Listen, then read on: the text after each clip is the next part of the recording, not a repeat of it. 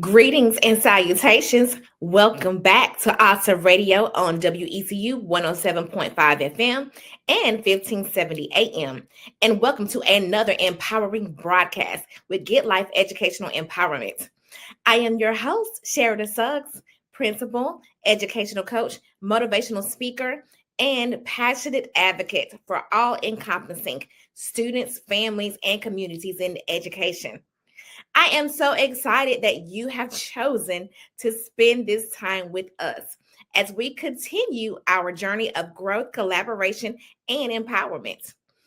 In our previous broadcast, we discussed the importance of shifting from March madness to March momentum by intentionally setting a positive tone for the month of March.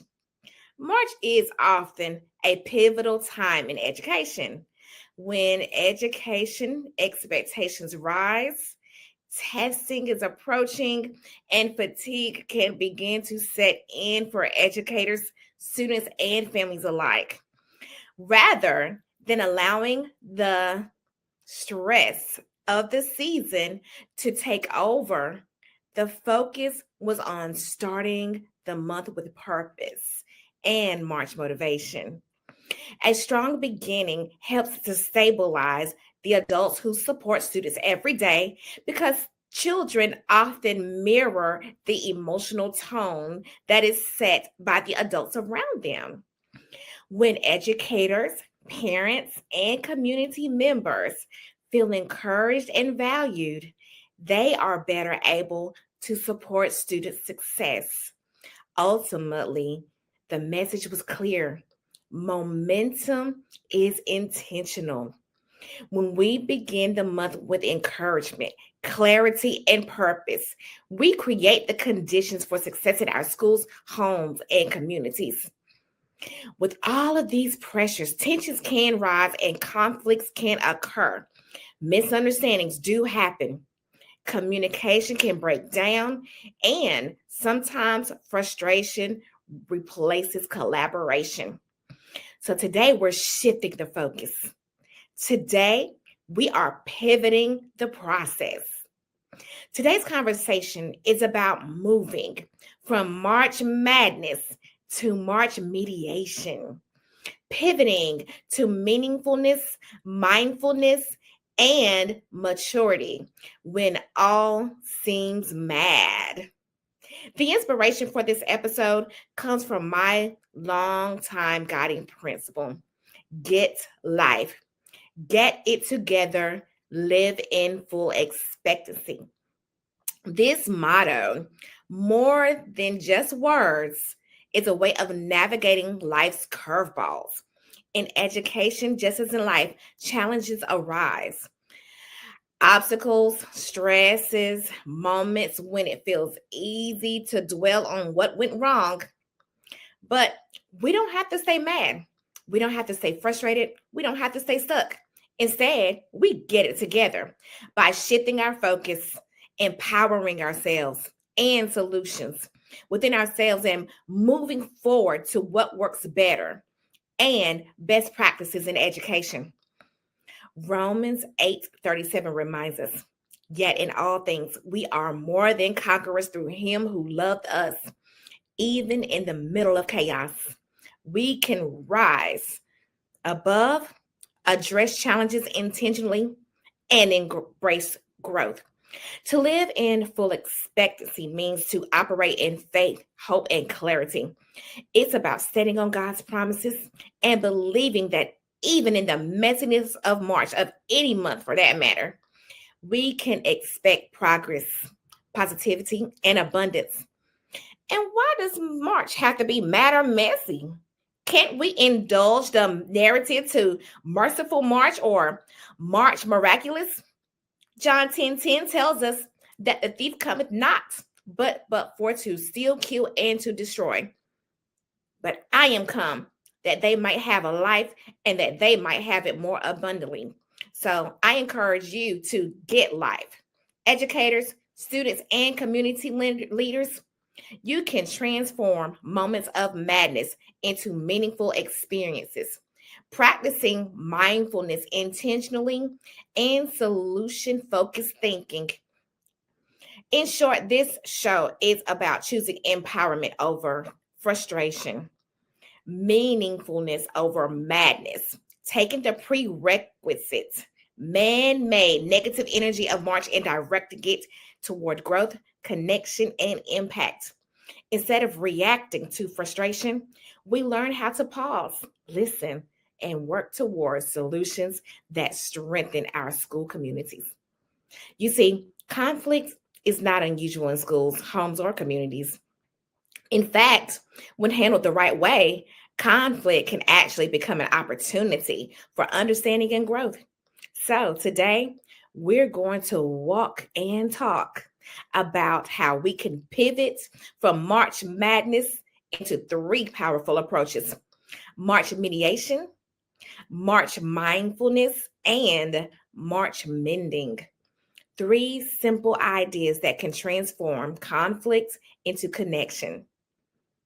Let's begin with our first focus: from March madness to March mediation. When we hear the words conflict, many people immediately think of confrontation, arguments, division. But conflict itself is not always the problem. The real challenge is how we respond to the conflict.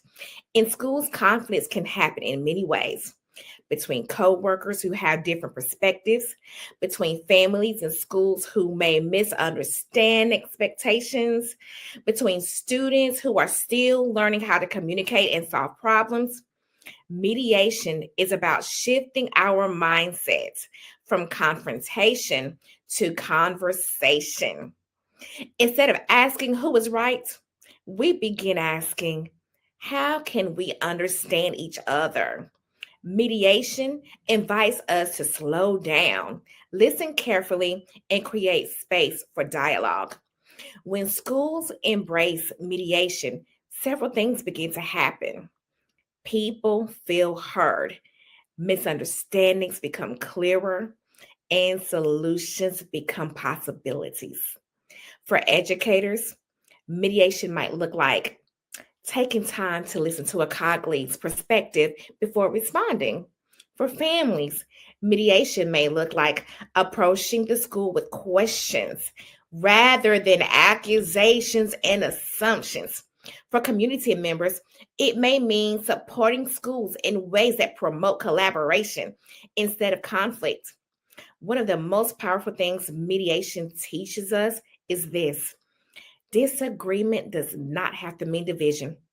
When we choose conversation over confrontation, we begin building bridges instead of walls.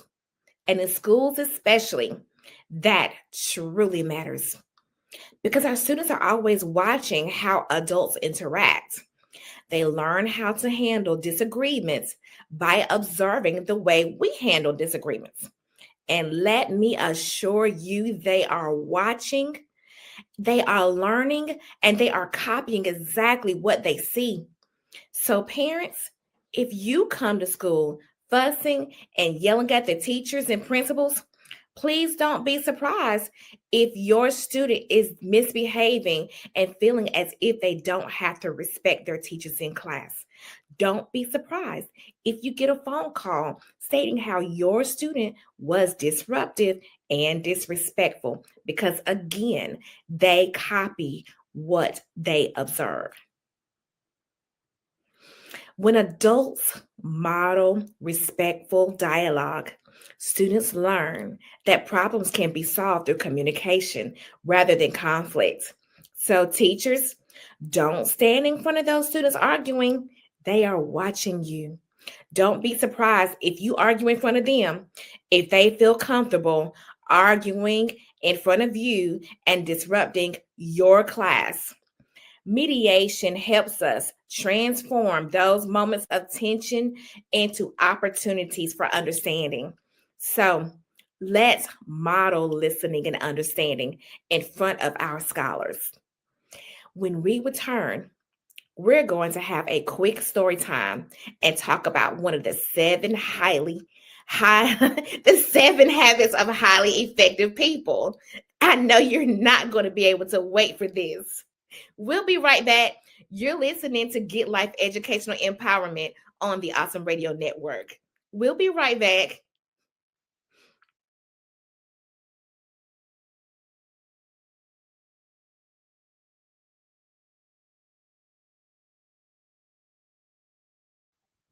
Welcome back to Get Life Educational Empowerment on the Awesome Radio Network, WECU 107.5 FM and 1570 AM. I am your host, Sherida Suggs. Here at Get Life Educational Empowerment, we believe in educational abundance, strong schools, strong relationships, and strong futures. When we get it together and live in full expectancy, we don't just survive the school year, we thrive through it. Before we dive in, I want to take a moment to speak to you directly, our listeners and viewers. From my heart to yours, thank you so much for trusting this space, believing in this mission, and choosing empowerment, growth, and to get it together and live in full expectancy with us. You matter so much here. Your presence matters so much. Your views matter so much. And your voice matters so much. And I would love to hear from you. To be a guest on our show or to show your thoughts about managing conflict or any topics that you'd like to hear about, email us at the address on your screen or call our station at 252-756-2008 and leave a message if no one answers. Our email address is getlifeempowerment@gmail.com. So I want to share a story with you that a colleague of mine shared with me. She was in the middle of solving one problem in a meeting when two teachers came to her with an issue involving two students. Here's what happened. One bigger student pushed another student up against the wall. Why? Because he felt that the other student had violated his personal space by bumping into him. From this perspective, he felt disrespected, he felt violated, he felt offended. So he reacted physically. The other student, however, hadn't intended to bump into him hard at all. So he explained that he didn't mean to and that someone pushed him into him. He said that he did not mean to make the other student feel uncomfortable, but the bigger student didn't believe him at all. And because he felt wrong, he responded with aggression. My colleague took this as a teachable moment instead of a moment for disciplinary action. My colleague took this as a moment for restorative practice. So she explained to the aggressor the importance of seeking first to understand. Instead of putting his hands on another student, he could have paused, assessed the situation, and asked questions about what's going on, what happened. That would have allowed the other student to explain his side. It is never okay to put your hands on another student. When you have advocates surrounding you and willing to help you to solve the problem, rather than take matters into your own hands, especially in an aggressive manner. Whether or not he fully believed him, he could have used his words, his powerful words, like, leave me alone, don't touch me, get away from me, bruh, to assert clear boundaries without resorting to physical aggression. This story perfectly illustrates Stephen R. Covey's fifth habit in the book, 7 Habits of Highly Effective People. Seek first to understand, then be understood. Covey's work goes beyond productivity. It's about building meaningful relationships and creating spaces where collaboration and understanding thrives. Too often, in the heat of an argument or a disagreement, whether in classrooms, offices, or homes, we as human beings rush to defend ourselves or to prove that we're right. Habit 5 reminds us to listen with the intent to understand, to truly grasp the other person's perspective, concerns, and feelings before responding. Now, to grasp this does not mean that you have to agree with it. However, it does mean that you give the other party an opportunity to explain themselves. Remember, seek first to understand. Now, let's connect this to March mediation. March can be a high energy, high stakes, and yes, high tension month. Instead of letting frustrations go into March madness, we can stop to pause, breathe, and seek understanding first. Doing so empowers collaboration, fosters empathy, and transforms conflict into opportunities for growth. When we model this habit, whether with students, colleagues, or families, we shift the focus from winning the argument to building bridges and creating meaningful outcomes where everyone wins. So, here's the challenge for this month. Before reacting, before explaining, before insisting you're right, take a moment to seek first to understand. This is not just a habit.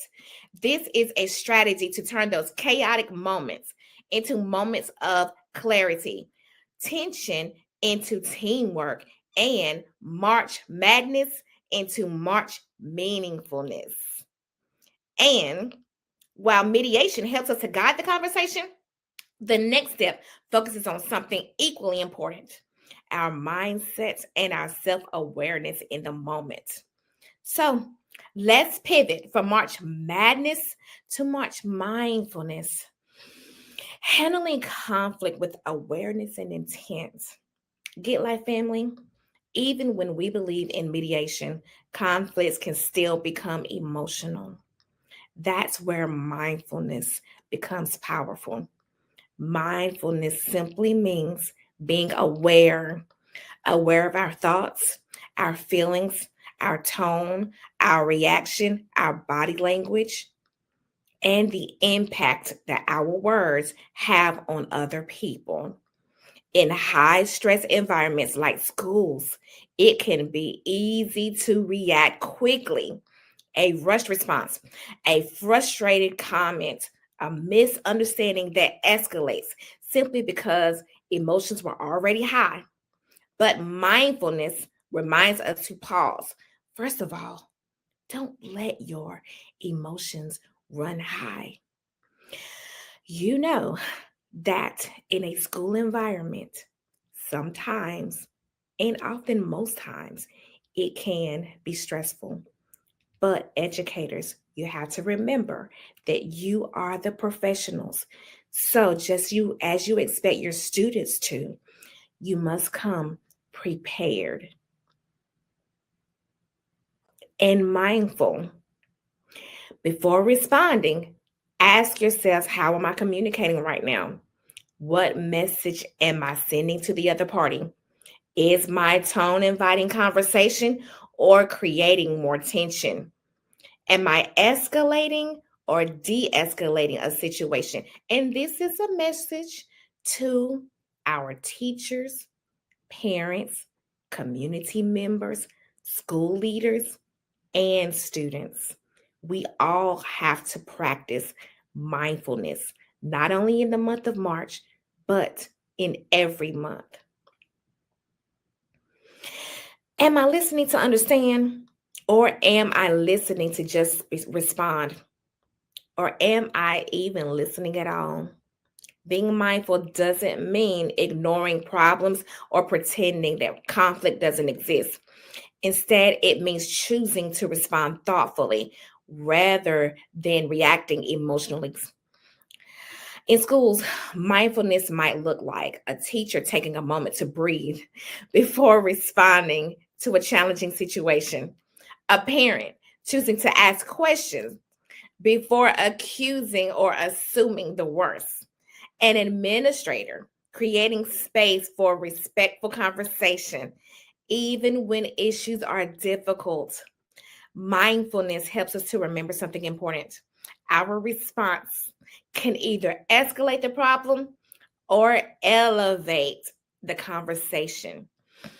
And with Get Life, we always want to elevate and uplift, creating opportunities for solutions. When adults in schools practice mindfulness. We create environments where respect, patience, and understanding become part of the culture.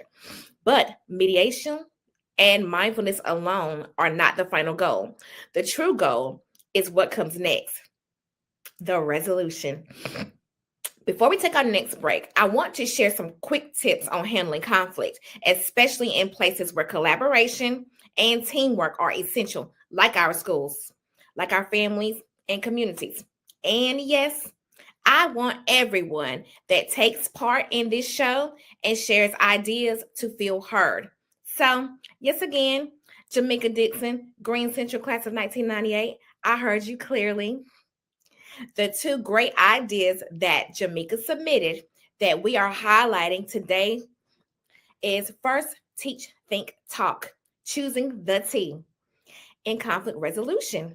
It's about teaching respect, thinking before you respond, and talking it out in a way that moves the conversation forward. Second, agree to disagree. Sometimes the resolution isn't about everyone thinking the same way.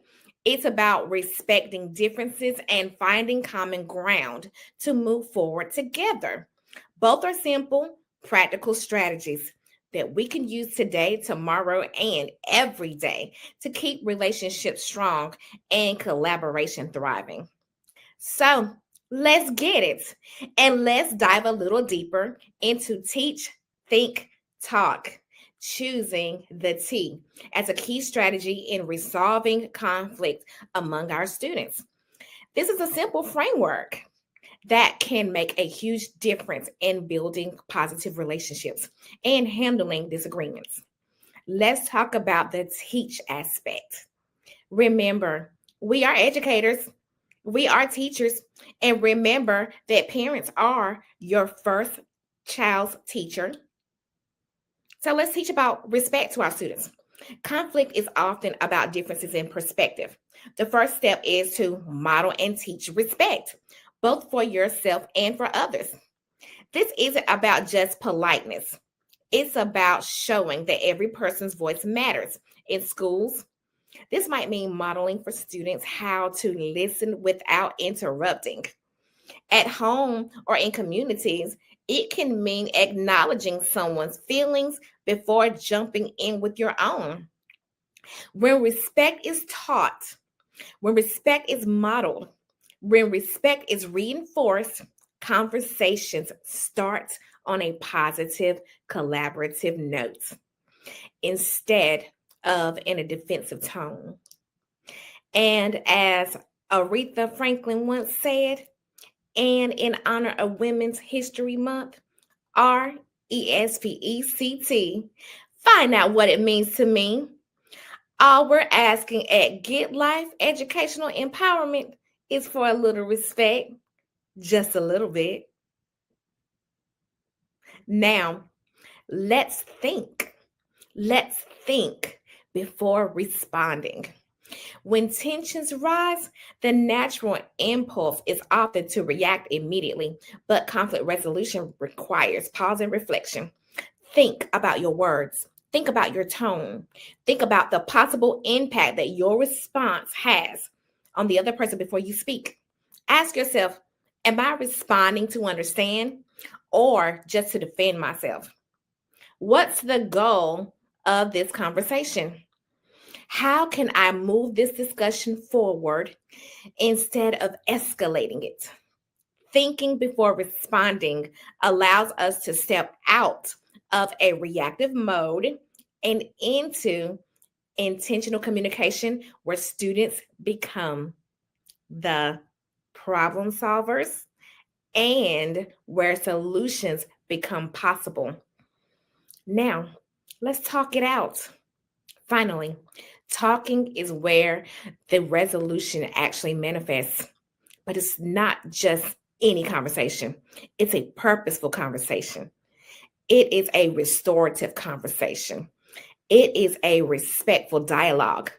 Talk with the goal of understanding, not winning. Because remember that the goal is for all of us to be winners. Share your perspective clearly and respectfully. Listen actively. Work together to find common ground. And in schools, this might look like a teacher facilitating a discussion between students. In families, it might be parents calmly expressing their concerns while also listening to their child's experience. And in communities, it could mean neighbors or teams collaborating to find solutions that benefit everyone. The power of teach, think, and talk, choosing the T. When we teach respect, think before responding, and talk it out productively, we transform conflict from a source of stress into an opportunity for openness, growth, understanding, and stronger relationships. It's simple, practical, and most importantly, it works in any setting, school, home, or community. Now, let's talk about how we can agree to disagree. How can we find common ground while respecting differences? Here is the get life truth. Conflict doesn't always have a clear winner or a perfect solution. And here is another get life truth. We're not always going to agree, and you're not always right. Not with colleagues, not with parents, not even with ourselves. And that's okay. Being mindful helps us to pivot into a possibility of understanding that the key is how we handle those differences, especially when our shared goals is the same. Student success. And that's where we all are winners and all of our students are VIPs. Respect differences. Agreeing to disagree starts with acknowledging that differences are natural. Staff members may have different teaching styles. Parents may have varying expectations, and community partners may see priorities in different ways. Respecting those differences does not mean that you have to compromise your values. It means that you listen, validate perspectives, and avoid unnecessary conflicts. Now, keep the focus on the goal, even when opinions diverge. The conversation stays productive when everyone keeps the common goal front and center. In schools, that is students' learning, student success, students' growth, students' social emotional well being. And that is also how in communities it may create safe, supportive environments by continually asking, how does this serve our shared purpose? We say aligned, even when we disagree on the details. And let's talk about number 3. Commit to collaboration, not chaos. Agreeing to disagree is not about professionalism and self control only. It's also about committing to the common goal. It's about collaboration, teamwork, not intentionally choosing to make things catastrophic. When we can disagree without causing chaos, derailing teamwork, or creating unnecessary conflict, it maintains civility. Continuing to collaborate and modeling for students and community members what respectful disagreement looks like is a positive outcome. And let's find common ground to move forward. Finally, agreeing to disagree doesn't mean leaving the conversation unresolved. It means finding the points where aligning exists and building from there, even during strong, small disagreements. It can improve relationships and foster a culture where everyone feels heard, even if they don't see eye to eye in everything. The bottom line is sometimes conflict resolution isn't about everyone thinking the same way. It's about respecting differences, focusing on shared goals, and committing to moving forward together. When we do that, we create a school, family, or community culture where disagreements are opportunities for growth, not roadblocks to success. So thanks, Jamaica. When we return, we're going to talk about how to pivot March Madness to March Mending, where everyone wins and everyone is treated as a VIP. That's right, Alana Moore. You're up. Your words of encouragement have surfaced. Resolution, restoration, and mutual respect is what we're all about here with Get Life Educational Empowerment. Stay tuned. We're going to take a quick break, but we'll be right back.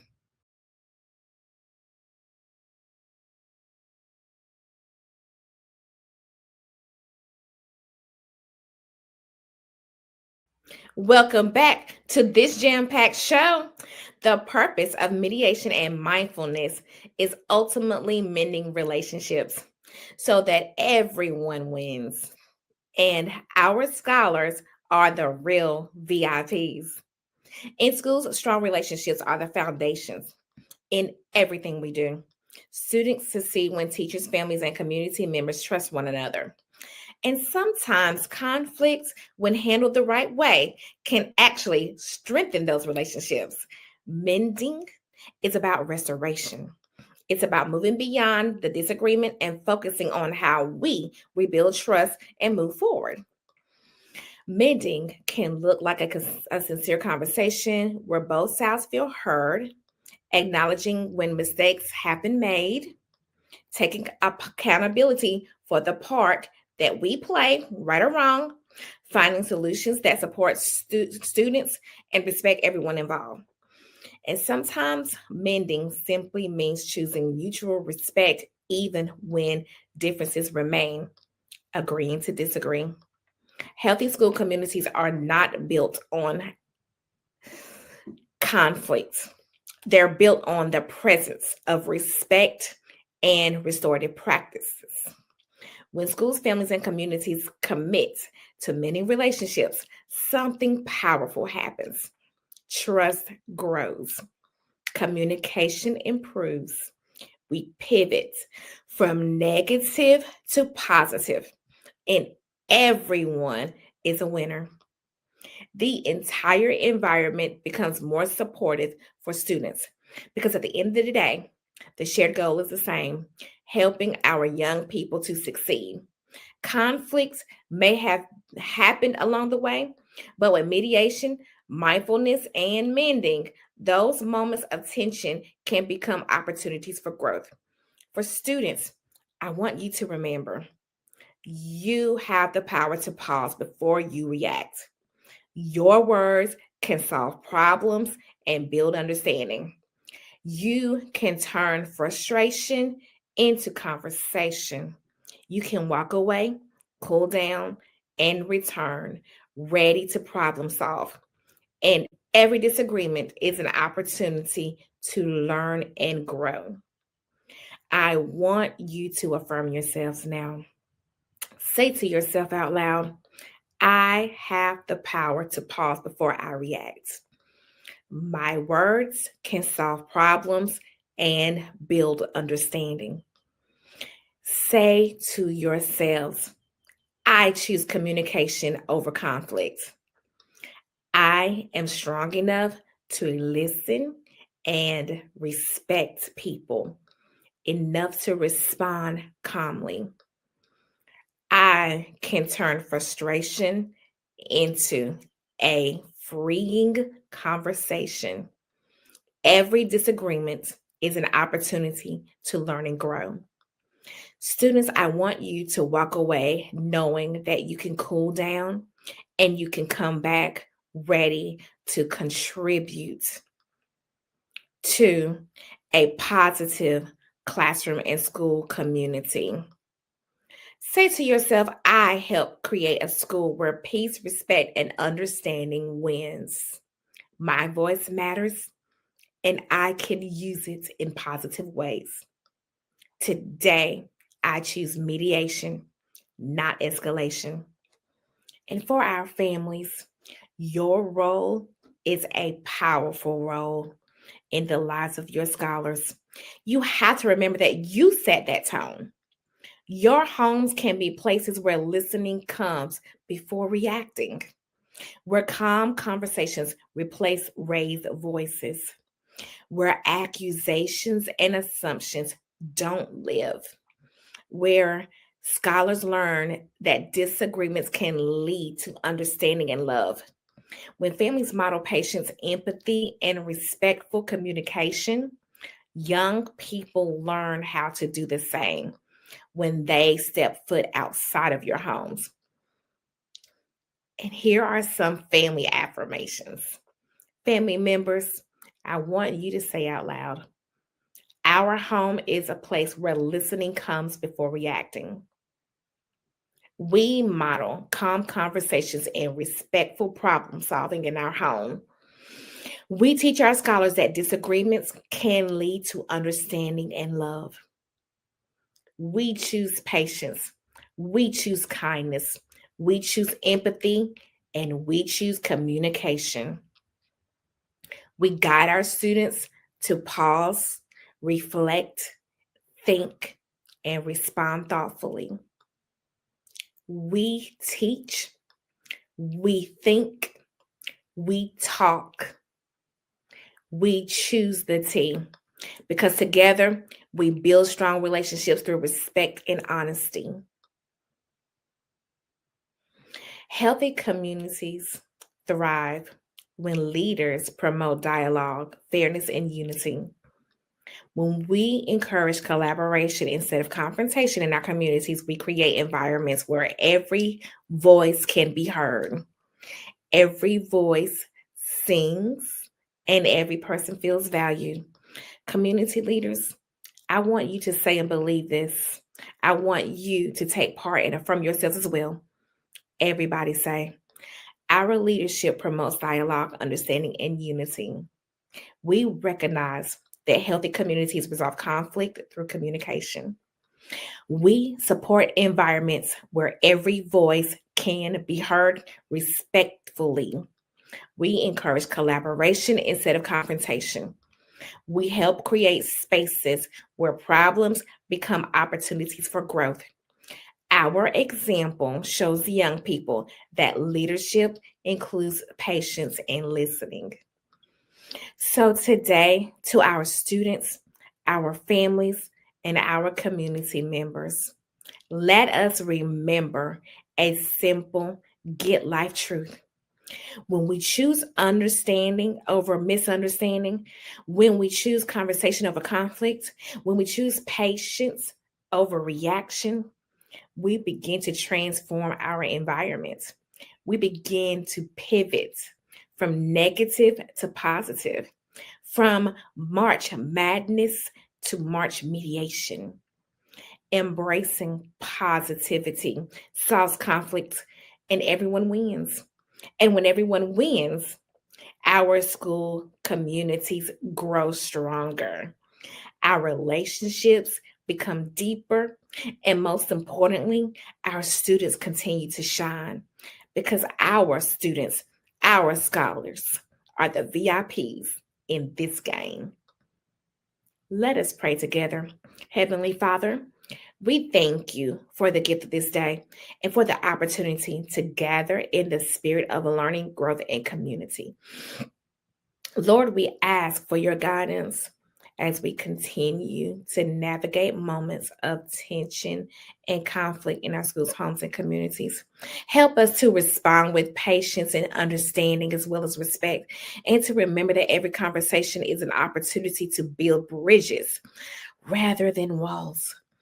Grant us the wisdom to practice mediation, the calm, to embrace mindfulness, and the courage to focus on mending relationships.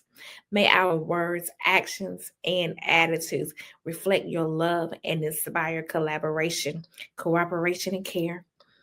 Bless our educators, our students, parents, and community members, and let every challenge we face become a chance for growth, unity, and progress. And it is in your name, Jesus, we pray. Amen. And it is so. Before we close, I want to insert a very important get life principle for our students and even for our staff and family members, because we too get heated sometimes. I want to talk to you about the power of simply walking away, or should I say, marching away in March. How to handle highly stressful or highly conflicted situations before they turn into something bigger. Sometimes in a disagreement, it can quickly turn into raised voices, hurt feelings, and even the possibility of a physical fight. In those moments, emotions can run high. Pride gets involved.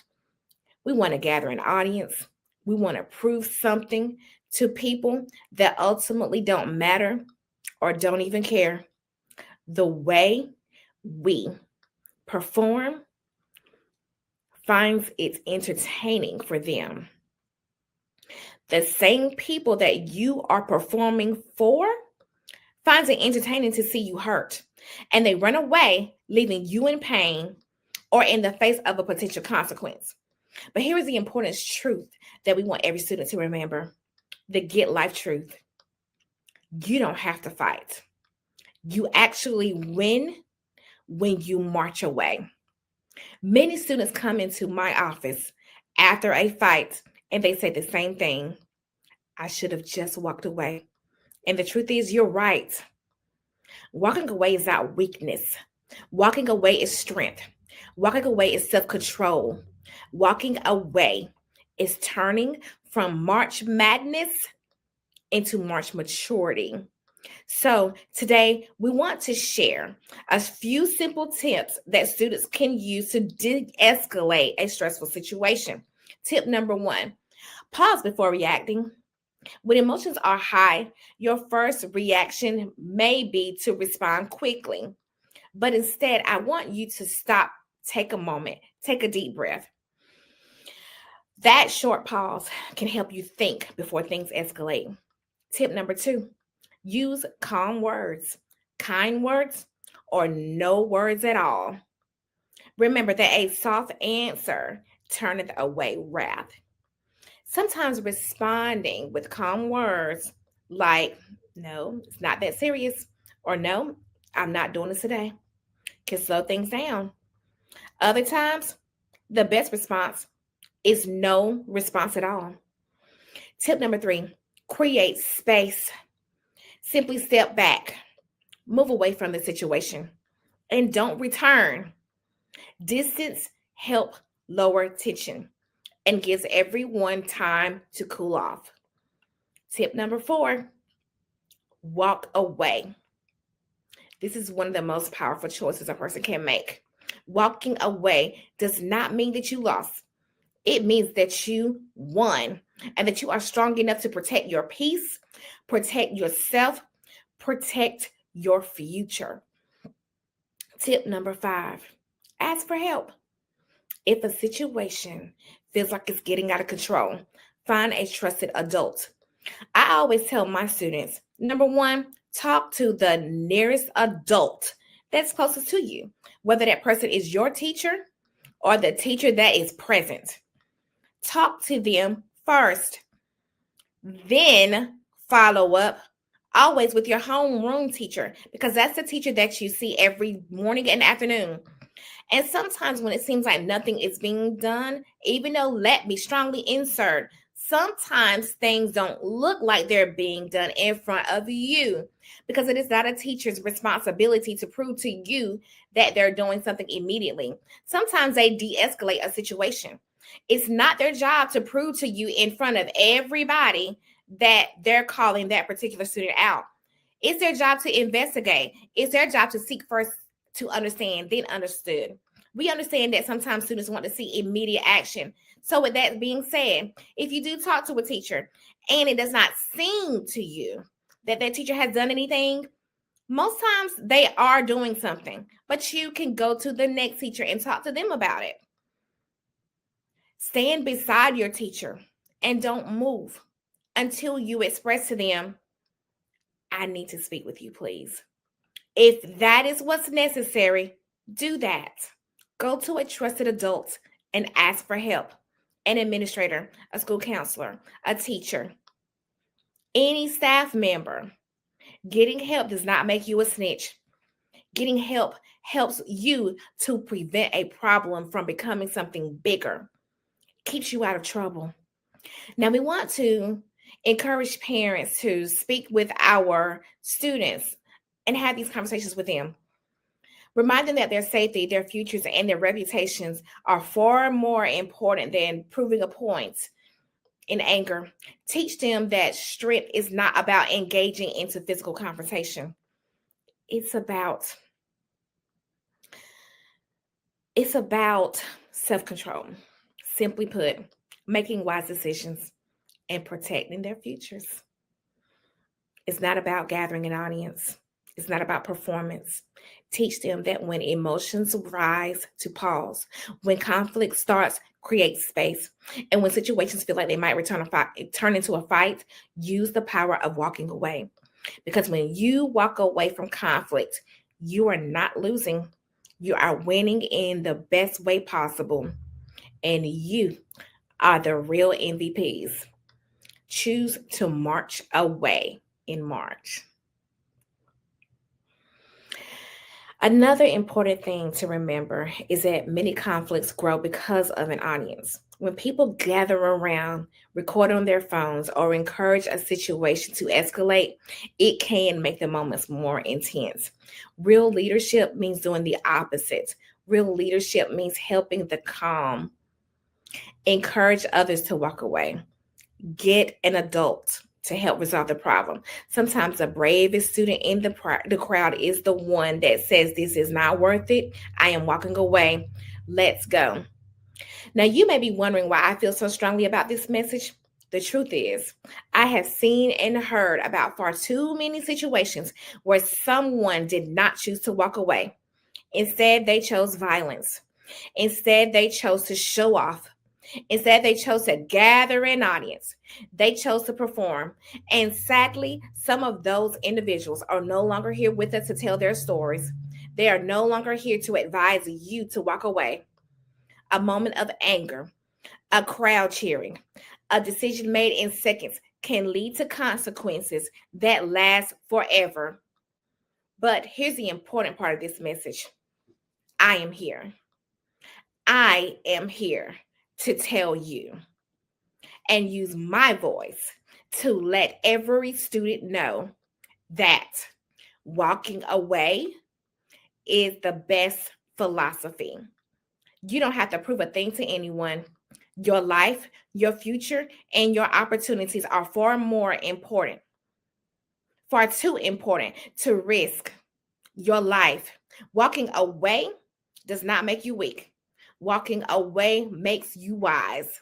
Walking away protects your future. So if you ever find yourself in a situation that feels like it could turn into a fight, remember this message. Choose peace. Choose your future. Choose life. Choose to walk away. Choose to get it together. Choose to live in full expectancy. When students choose the power to walk away, when parents choose problem solving, when our community supports people in making positive choices, we build a safer and stronger environment for everyone, including ourselves. Remember, you don't have to fight to prove anything. Sometimes the strongest move you can make is simply walking away. March may bring moments that feel like madness. Stress can increase, expectations rise, challenges appear to be more than we can bear. But those moments do not have to define who we are, how we respond, or how we manipulate our environments. When we choose mediation, we can create space for meaningful dialogue. When we practice mindfulness, we respond with awareness and respect. When we focus on mending, we strengthen the relationships that make our schools and communities thrive. Conflict does not have to divide us. Handled with care and intention, conflicts can actually bring us closer together. So, as we move through this busy season, Remember that we all have the power to pivot from March Madness to March Mediation, turning moments of tension into opportunities for understanding, collaboration, and growth. This, friends, is the essence of Get Life. Together, we can build bridges, we can amplify positive voices.